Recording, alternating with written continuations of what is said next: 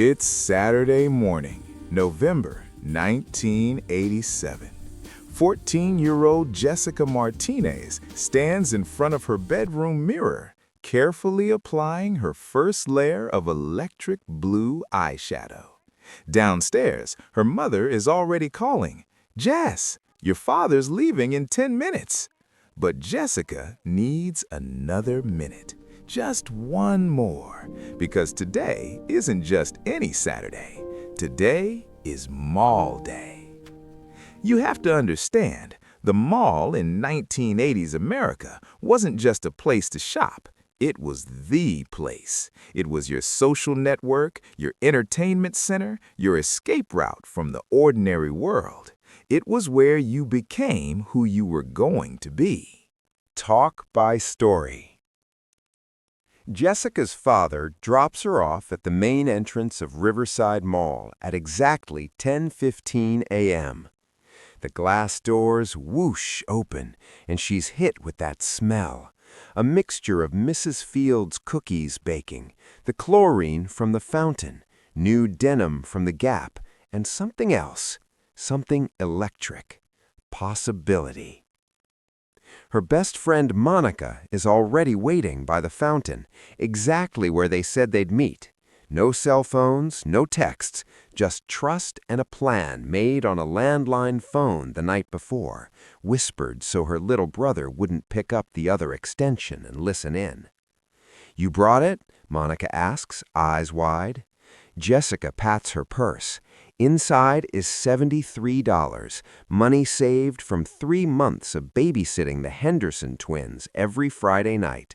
Today, she's buying the acid-wash denim jacket from Chess King, the one she's visited every Saturday for 12 weeks, watching it hang in the window, praying it wouldn't sell. They link arms and start walking, joining the river of people flowing through the mall. Everywhere there's life. Real, physical, human life. An old man sits on a bench feeding pretzel bits to his wife, both of them people-watching like it's a sport. A group of boys in starter jackets lean against the arcade entrance, trying to look cool, failing beautifully. A mother pushes a stroller past the Walden books, her toddler clutching a new Berenstein Bears book. This is the mall. This is America gathered under one roof. They pass Sam Goody first, where the new Madonna album blasts from speakers, and Jessica's heart does a little jump. Monica pulls her inside. 5 minutes, Jessica says. "I need to get to Chess King before nothing," Monica interrupts. "Live a little." Inside Sam Goody, teenage boys flip through cassette tapes in the rock section, reading liner notes like they're sacred texts. A clerk with a bleached blonde mohawk mans the counter, snapping gum. This is his kingdom, and he knows every album, every B-side, every rumor about every band. Jessica fingers the Whitney Houston tape, $8.99. She could afford it, but the jacket is $69.99, and she has to save every penny. Monica leans in. "My sister said she saw Tommy Brennan buying a tape here last week." Tommy Brennan. Jessica's stomach flips. Tommy Brennan with his leather jacket. Love the Lord your God. Sits 3 rows ahead of her. This is his command. Keep him in your heart. Move on, past the KB Toys, where children press their faces against the window, staring at Transformers and My Little Ponies. Past Foot Locker, where the smell of new sneakers and rubber creates its own atmosphere. Past Piercing Pagoda, where Monica got her ears pierced last summer and cried but pretended not to. The mall is a world. Each store is a country with its own culture, its own music, its own tribes. At the food court, they pool their quarters for an Orange Julius. They share it with 2 straws, sitting on those hard plastic chairs, watching everyone. "There's something I need to tell you," Monica says, suddenly serious. Jessica's heart stops. In movies, nothing good ever follows those words. "My dad got a job in Phoenix." The Orange Julius turns tasteless in Jessica's mouth. When? We're moving in January, right after Christmas. Phoenix? That might as well be Mars. Jessica doesn't know what to say. The mall suddenly feels smaller. The noise becomes louder. She realizes in this moment that nothing stays the same. Not even this. Not even Saturdays at Riverside Mall with her best friend since 3rd grade. "Let's go get your jacket," Monica says, squeezing her hand. Chess King smells like cologne samples and teenage dreams. The jacket is still there, still in the window, still perfect. Salesman, early lungs, hair teased, impressive heights, pulls it down, no smile. You've been eyeing this one for a while, haven't you, honey? Jessica nods, shy. Try it on. The denim is stiff and new. The acid wash pattern is perfect. White streaks against deep blue, like lightning frozen in fabric. Jessica looks in the mirror and barely recognizes herself. She looks older, cooler, like someone who matters. "It's perfect on you," the salesgirl says. "And I'll tell you a secret. We're discontinuing this style next week. You got here just in time." Jessica's hands shake as she counts out the money. 3 20s, 1 10, 3 1s, and the rest in quarters and dimes. Every coin represents an hour of the Henderson twins screaming, throwing food, refusing to sleep. Every dollar is a piece of her Friday nights. But when the salesgirl hands her that bag, white with Chess King in bold purple letters, Jessica feels like she's purchased more than a jacket. She's purchased an identity, a version of herself she's been waiting to become. Walking back through the mall, Jessica wears the jacket. The bag swings empty in her hand.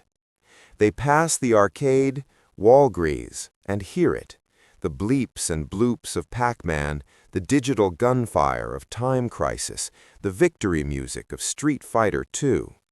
Boys crowd around machines, feeding quarters, building high scores that will be erased when the power switches off tonight. They pass Spencer's Pifts with its lava lamps and risque cards. They pass Musicland, the Limited, JCPenney's perfume counter, where an older woman in too much makeup offers them a spray of Obsession by Calvin Klein. They say yes, why not? It's mall day. At the center court, a local radio station has set up a booth.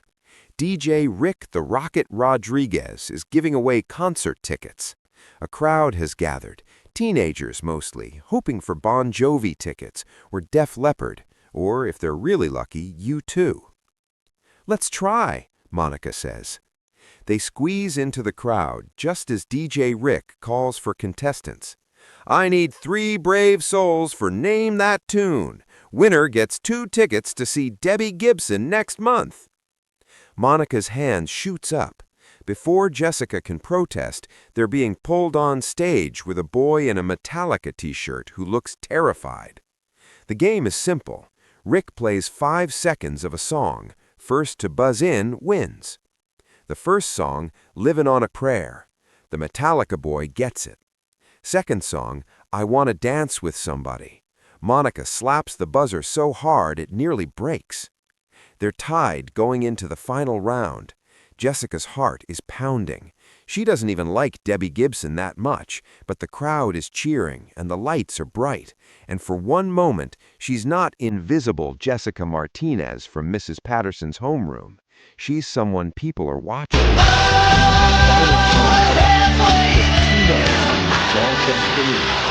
Can't stop believing. DJ Rick grins. "We have a winner!"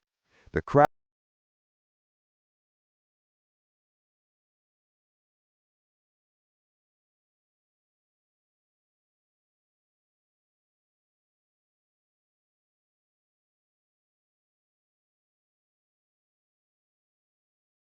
talk by story and slowly and friendly.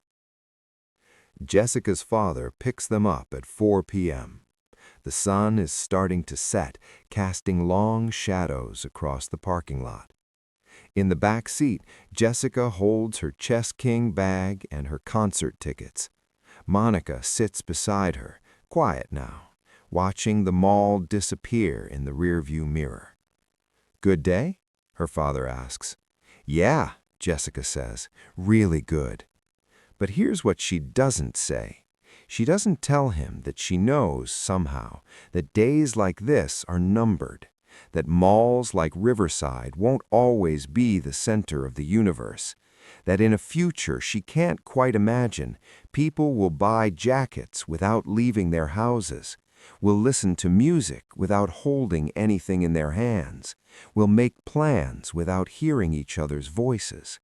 She doesn't tell him that she's already mourning this, these Saturdays, these stores, this specific kind of American gathering place where strangers and friends exist in the same space, breathing the same air-conditioned air, sharing the same soundtrack.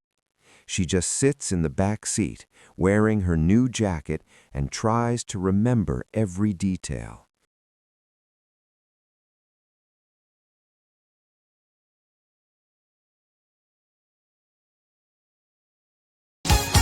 The way the fountain caught the light, the cashier's smile, the weight of $73 leaving her hands and becoming